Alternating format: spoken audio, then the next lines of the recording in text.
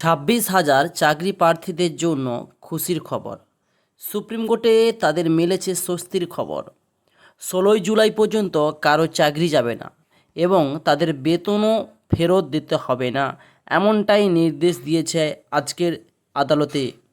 তো বন্ধুরা, আজকে তোমাদের জন্য আবার একটা খবরের আপডেট নিয়ে এসেছি, যেখানে সরকারি কর্মচারীদের জন্য খুশির খবর নিয়ে চলে এসেছি। হাইকোর্টের রায়ে স্থগিত, আপাতত কারোর চাকরি যাচ্ছে না, সঙ্গে বেতনও ফেরত দিতে হবে না, এমনটাই নির্দেশ এসেছে। অবশেষে সুপ্রিম কোর্টে স্বস্তি ফেলল প্রায় 26,000 চাকরিহারা শিক্ষক এবং অশিক্ষক কর্মচারী, অর্থাৎ গ্রুপ সি এবং গ্রুপ ডি ক্যাটাগরি। ভোট পর্বে পেরিয়েই ভাগ্য নির্ধারণ হবে। স্কুল সার্ভিস কমিশন অর্থাৎ এসএসসির চাকরি বাতিলের মামলা, ফলে খানিক স্বস্তি মমতা বন্দ্যোপাধ্যায়ের সরকার। চাকরি বাতিলের রায়কে চ্যালেঞ্জ জানিয়ে শীর্ষ আদালতে দ্বারস্থ হয়েছিল রাজ্য এবং এসএসসি। মঙ্গলবার সেই মামলার শুনানি পর্যবেক্ষণ এবং দেশের প্রধান বিচারপতি DY চন্দ্রচূড়ের সাব মন্তব্য, কারা যোগ্য কারা অযোগ্য এখনও আলাদা করা সম্ভব হচ্ছে না, তাই এভাবে একলপ্তে একজনের চাকরি বাতিল হতে পারে না। এরপরই কলকাতা হাইকোর্টের রায়ের উপর স্থগিতাদেশ জারি করে সুপ্রিম কোর্ট এবং গ্রীষ্মাবকাশের পর আগামী 16ই জুলাই মামলার পরবর্তী সিদ্ধান্ত বা চূড়ান্ত সিদ্ধান্ত নেওয়া হবে। ততদিন পর্যন্ত বহাল থাকবে চাকরি এবং তাদের বেতনও। শীর্ষ আদালতের সিদ্ধান্তকে স্থগিত জানিয়ে মুখ্যমন্ত্রী মমতা বন্দ্যোপাধ্যায়কে স্বাগত জানিয়েছেন। এদিন কৃষ্ণনগর প্রচার সভার শেষে শিক্ষামন্ত্রী ব্রাত্য বসু বিষয়টি নিয়ে সন্তোষ প্রকাশ করেছেন। যদিও এদিনের নির্দেশে কয়েকটি ক্ষেত্রে স্পষ্ট করে দিয়েছেন প্রধান বিচারপতি DY চন্দ্রচূড়, বিচারপতি JB পাদ্রিওয়াল ও বিচারপতি মনোজ মিশ্রের বেঞ্চ। সেগুলি হলো, অবৈধ নিয়োগের মামলায় CBI তদন্ত জারি করা থাকবে, তবে কারোর বিরুদ্ধে কড়া ব্যবস্থা নয়।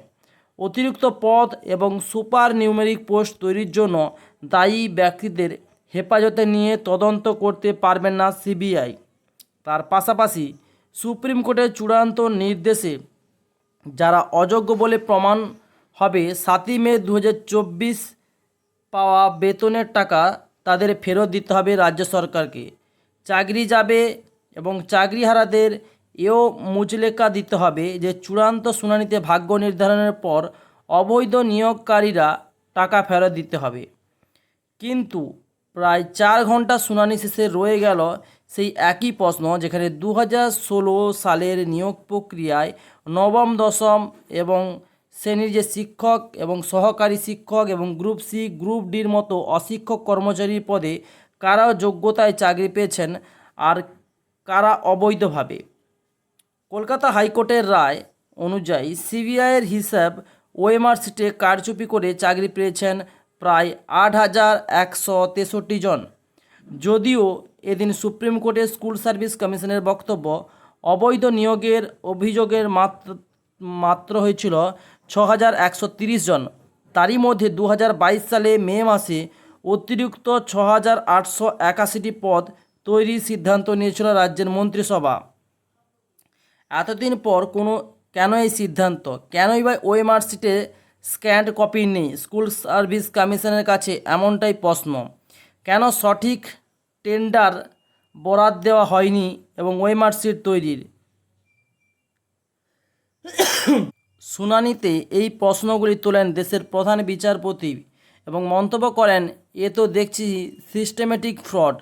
বিচারপতির বেঞ্চ বারবার জানতে চায়, যোগ্য অযোগ্য বাছাই করার কোনো উপায় আছে কি? রাজ্যের আইনজীবী রাকেশ ত্রিবেদী, কমিশনের কৌশলী জয়দেব গুপ্ত অবশ্যই জানান, উপায় আছে। চাকরি হারাতে বসা প্রার্থীদের আইনজীবীর প্রতীক ধরো। পার্থসারথী, দেববর্মন, জয়দীপ মজুমদার ও শারদ সিংহানিয়া তা সমর্থন করবেন। বিরোধিতায় অনড় থাকবেন নিজেদের যোগ্য বলে দাবি করা প্রার্থীদের আইনজীবী বিকাশ রঞ্জন ভট্টাচার্য এবং মনিন্দর সিং।